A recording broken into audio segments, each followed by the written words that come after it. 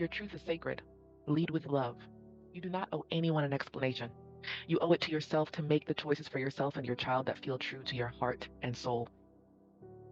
Oh, but Michelle, why are you doing it this way? What? Oh, but George, why did you stop spanking and screaming? That's what it's a form of discipline. It's spare the rod, spoil the child. You learned this in church. Like, what are you doing, George? Explain yourself. No. No. Joanna, what's going on? You keep taking these little breaks, 5-minute breaks throughout the day to go meditate or to go breathe. Like, it's kind of weird. Do you see all these other people doing that? We don't really do that. What are you doing? Like, what are you doing? Uh, you don't owe anyone an explanation. You don't. Listen, half the time you don't even really know why you're feeling compelled to do what you're feeling compelled to do.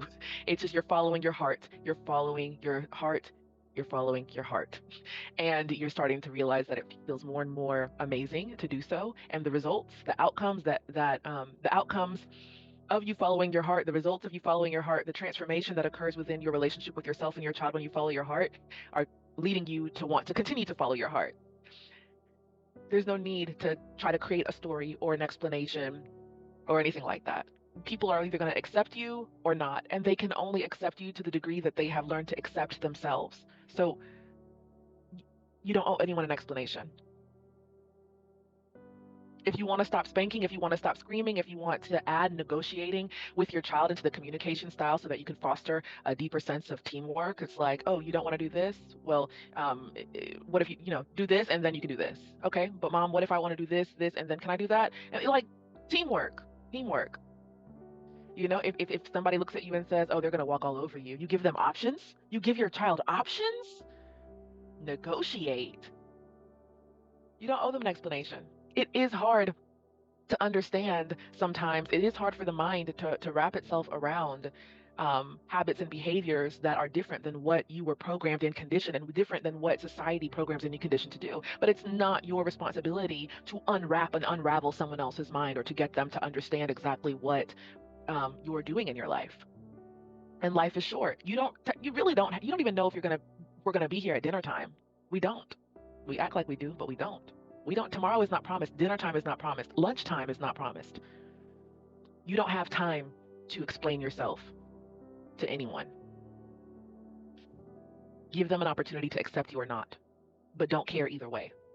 Instead, care about the fact that you are following your heart and giving yourself permission to create a life and relationships that feel good for you. That's all that matters. Oh, but Michelle, isn't that kind of selfish?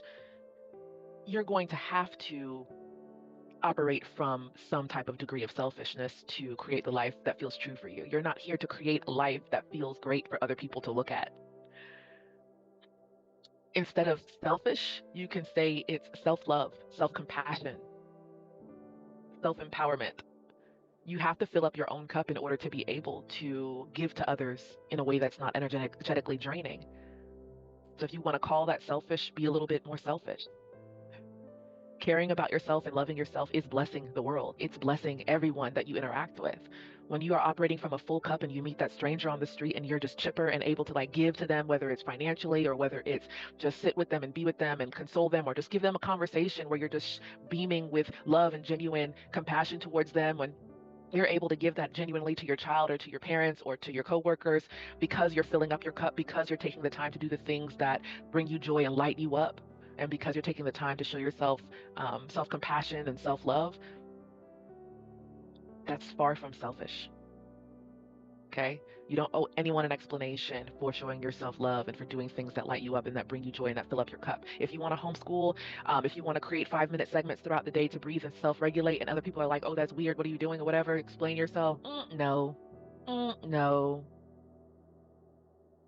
But like if somebody's genuinely interested because they not only accept it, but they're inspired, oh yeah, of course. You'll feel called to like share away, share away. That's not necessarily explaining yourself out of obligation. That's just really joyfully engaging in communication and leveling up with your brothers and sisters in the world. Okay. You owe no one an explanation. Keyword is owe. You are not obligated to explain yourself to anyone. Your truth is sacred. Lead with love.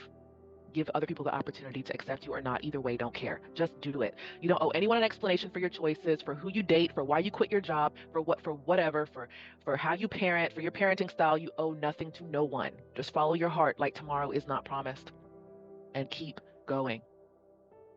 Keep going.